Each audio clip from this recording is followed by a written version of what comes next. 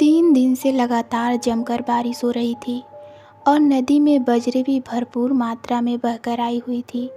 नदी के आसपास इलाके में रहने वाले लोग यहीं से बजरी निकाल कर बेचते और अपनी रोजी रोटी चलाते थे। आज अरविंद और रमेश जब से बारिश खत्म हुई तब से बजरी निकाल रहे थे। बारिश शाम 3 बजे के बाद बंद हो गई थी। नदी में बजरी भी बहुत ज़्यादा बहकर आई हुई थी।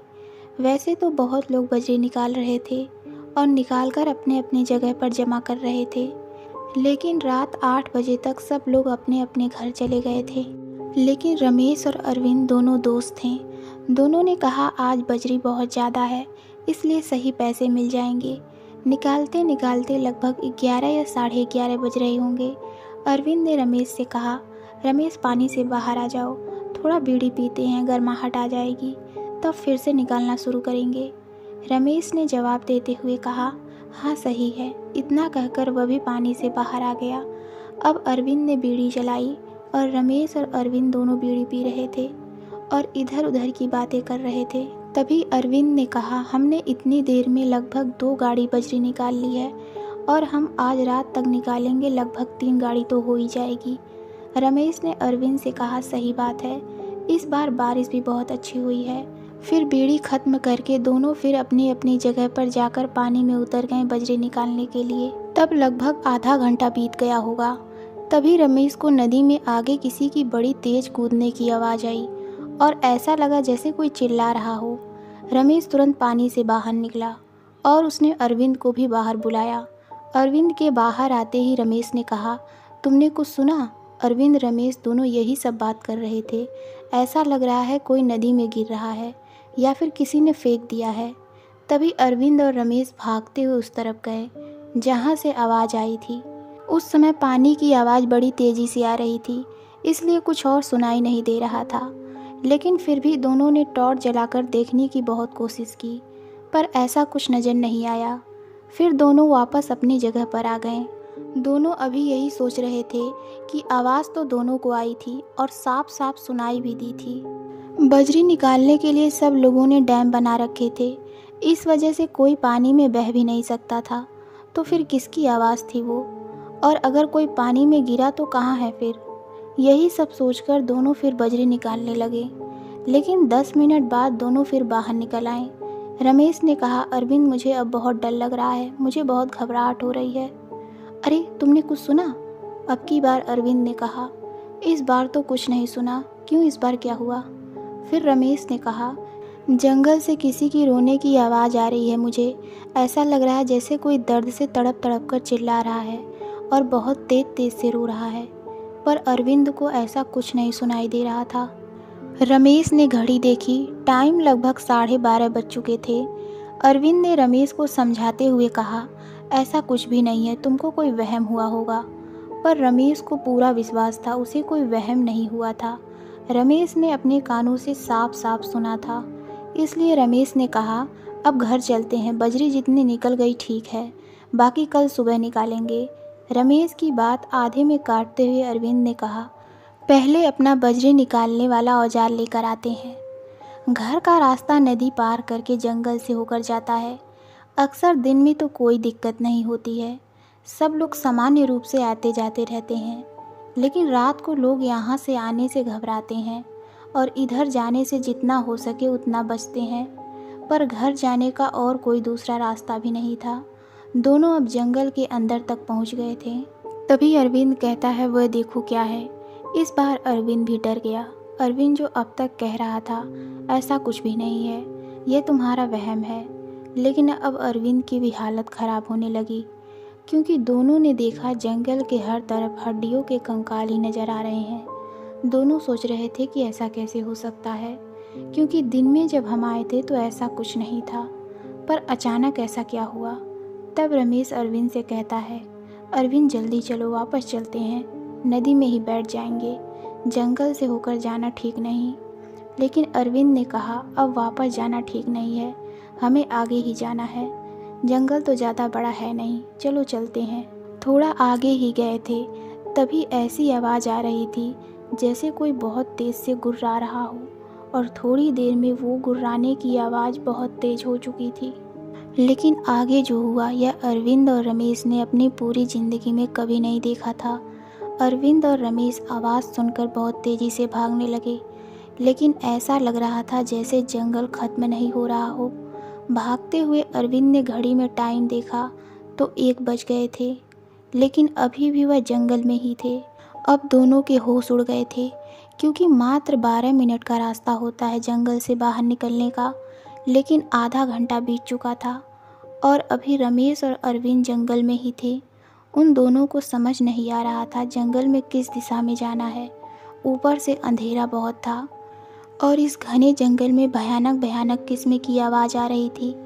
तभी रमेश ने चारों तरफ टॉर्च मारा और जब आगे की तरफ देखा तो दोनों बहुत घबरा गए, क्योंकि दोनों ने देखा एक बहुत लंबा और बड़ा भयानक आदमी सामने खड़ा था और उसकी गर्दन आगे को झुकी हुई थी, पर वह इतना पतला था जैसे उसने सालों से कुछ नहीं खाया था। उस आदमी को देखकर अरविंद रमेश दोनों जहाँ थे वहीं रुक गए। अरविंद ने रमेश से कहा, शायद ये कोई बड़ा जानवर है, लेकिन रमेश समझ चुका था यह वही है जिसके बारे में गांव वाले बात करते हैं। तभी अचानक से वह जानवर जैसी चीज़ दोनों की तरफ बढ़ी। उसको अपनी ओर बढ़ता देख दोनों तेजी से भागने लगे। रमेश और अरविंद जंगल के पीछे की तरफ भागने लगे। रमेश को पता था कि अगर यह वैसी कोई भी चीज़ है तो आग से ज़रूर डरेगी। तभी रमेश ने अरविंद से कहा, अरविंद माचिस निकालो। लेकिन अरविंद ने कहा, माचिस तो नदी पर ही छूट गई। रमेश ने अपनी टॉर्च की लाइट उस भयानक से दिखने वाली चीज़ पर मारी, लेकिन उसका उस पर कोई फ़र्क नहीं पड़ रहा था और वह बहुत तेज़ी से दोनों की तरफ भागा चला आ रहा था। अरविंद और रमेश पूरी रफ्तार से पीछे की तरफ भाग रहे थे। तभी दोनों नदी के पास पहुंच गए और दोनों नदी में कूद गए और नदी तैरकर दूसरी तरफ को जाने लगे। लेकिन नदी के दूसरी तरफ भी वही जानवर, या फिर आप उसे कोई शैतान भी कह सकते हो, वह जो कुछ भी था वह दूसरी तरफ से उन दोनों की तरफ आ रहा था। दोनों ने अब सोच लिया था मरना तो तय है। वो दोनों हिम्मत हार चुके थे, लेकिन किस्मत को शायद कुछ और ही मंजूर था। शायद रमेश और अरविंद पर उस दिन भगवान की कृपा रही होगी। तभी दोनों नदी के अब इस तरफ आने लगे जहाँ वह बजरी निकाल रहे थे और दोनों तुरंत नदी से बाहर निकलकर अपनी माचिस उठा लेते हैं और पास में सूखी झाड़ी बहुत थी, उनमें आग लगा देते हैं। झाड़ी बहुत सूखी थी, इसलिए आग तुरंत लग जाती है और आग की लपटें बहुत तेज तेज से उठने लगती हैं। लेकिन रमेश और अरविंद अभी भी बहुत डरे हुए थे। रमेश ने अरविंद से कहा, अरविंद, यह शायद वही शैतान है जिसको लोग रूप बदलने वाला शैतान कहते हैं, और बहुत लोग तो यह भी कहते हैं यह एक श्रापित आत्मा है। लेकिन लोगों का ऐसा कहना भी था कि यह शैतान अगर किसी की खून की एक भी बूंद महक ले तो वह उसे जिंदा नहीं छोड़ता। अरविंद और रमेश यही सब इधर उधर की बातें आपस में कर रहे थे। तभी ऐसा लगा कि पीछे से कोई चलता हुआ उनके पास आ रहा हो। रमेश और अरविंद पहले से ही बहुत ज़्यादा घबराए हुए थे। दोनों एक दूसरे से चिपक कर खड़े हो जाते हैं और रमेश ने रोते हुए कहा, अरविंद भाई, अब हमारा मरना तो बिल्कुल तय है। अरविंद, जो खुद भी बहुत ज़्यादा डरा हुआ था, उसने कहा, ऐसा मत कहो। अरविंद ने रमेश के हाथ से टॉर्च ली और कहा, अब रुकना नहीं है। उसके बाद दोनों पूरी जान लगाकर दौड़ने लगते हैं। उसी जंगल के रास्ते से होते हुए अपने घर जाने को पूरा दम लगाकर भाग रहे थे, लेकिन उनमें से किसी की भी यह हिम्मत नहीं हो पा रही थी कि कोई भी पीछे मुड़कर एक बार भी देखे। बस वह भाग रहे थे। तभी अरविंद ने सामने देखा एक झोपड़ी दिख रही है। अरविंद ने कहा, रमेश, शायद हम जंगल से बाहर निकल गए हैं। दोनों भागते हुए उस झोपड़ी के पास खड़े हो गए। वहाँ पर एक सफ़ेद धोती पहने हुए बूढ़ा आदमी बैठा हुआ था। रमेश और अरविंद वहीं के रहने वाले थे, लेकिन इन्होंने कभी यहाँ ऐसी झोपड़ी नहीं देखी थी और इस आदमी को भी नहीं पहचानते थे। लेकिन फिर भी वह दोनों उस बूढ़े के पास जाकर बैठ गए। चाचा, आगे गांव कितनी दूर है? उस बूढ़े आदमी ने कहा। तुम गांव में ही तो हो, यहीं से गांव शुरू होता है। सबसे पहला घर मेरा ही है। लेकिन उन दोनों को कुछ समझ नहीं आ रहा था, क्योंकि उन्होंने कभी इस आदमी को देखा नहीं था और गांव में कभी ऐसी झोपड़ी भी नहीं देखी थी। इसकी बातें भी थोड़ी अजीब लग रही थी, इसलिए दोनों उठकर वहां से जाने लगे। अब पहले से ही भागते भागते वह थक चुके थे, इसलिए थोड़ा आराम से जा रहे थे।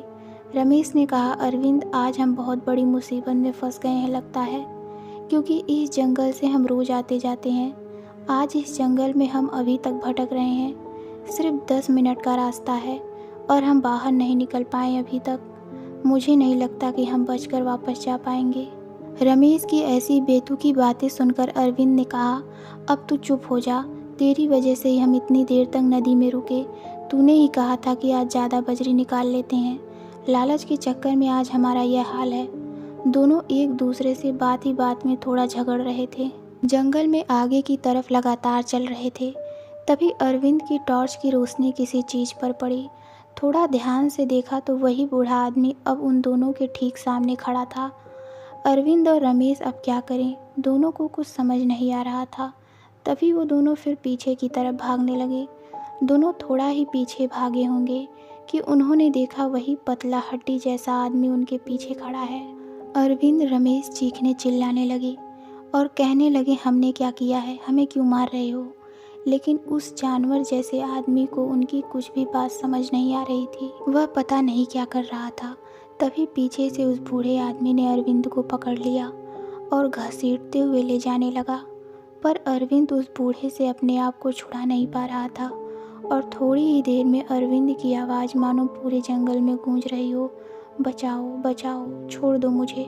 और वह जो बूढ़ा आदमी था अब वह बिल्कुल भयानक रूप में आ गया था। रमेश ने देखा जो अरविंद को ले जा रहा है घसीटता हुआ, वह बूढ़ा अब पूरा बदल कर उस आदमी की तरह हो गया था जो उसके सामने खड़ा था, पतला और एकदम हड्डी सा। और देखते ही देखते उसने रमेश को पकड़ लिया और पीछे से जकड़कर उसे भी घसीटते हुए थोड़ी दूर ले गया। फिर उस शैतान ने रमेश को तड़पा तड़पा कर मार दिया। उसने रमेश के शरीर से एक एक बूंद खून चूस लिया था। और अगले दिन लोगों को रमेश और अरविंद की लाश बहुत बुरी हालत में उसी जंगल में मिली। कहते हैं कि उस जंगल में आज भी रोज रात को वह शैतान घूमता है जो एक साथ कई रूप बना लेता है और वह लोगों का खून चूस कर मार देता है। और यह वहाँ कई सालों से चला आ रहा है। तो दोस्तों, आपको ये कहानी कैसी लगी हमें कमेंट में ज़रूर बताइए। तो मिलते हैं एक और नई डरावनी कहानी में। धन्यवाद।